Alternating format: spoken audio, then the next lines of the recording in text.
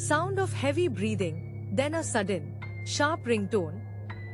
Host, क्या आपने कभी रात के अंधेरे में ऐसा फोन कॉल रिसीव किया है जिसके नंबर में कुछ भी ना हो, सिर्फ एक डॉटेड लाइन? मेरी फ्रेंड रिया ने किया, और उसके बाद जो हुआ उसकी जुबान कांपने लगी सुनते हुए। Phone ringing sound fades, replaced by फेंट विंड। रिया विस्परिंग, वो रात मैं अकेली थी घर में, mummy papa out of town. करीब 2 बजे जैब फोन बाजा तो नंबर देखा, सिर्फ डॉट्स। मैंने इग्नोर किया।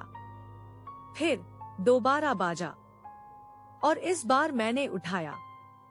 Dial tone silence, then a low distorted whisper, distorted voice, barely audible, तुम अकेले हो? रिया, मैंने तुरंत फोन काट दिया। दिल जोरों से धड़क रहा था। फिर मैंने देखा, दरवाजे के नीचे से एक हल्की सी रोशनी आ रही थी, जैसे कोई खड़ा हो। Slow creaking footsteps sound. Riya मेन किचन से एक छुरी लेकर बाहर निकली। दरवाजा खोला तो कोई नहीं था, सिर्फ मेरी ही परछाई।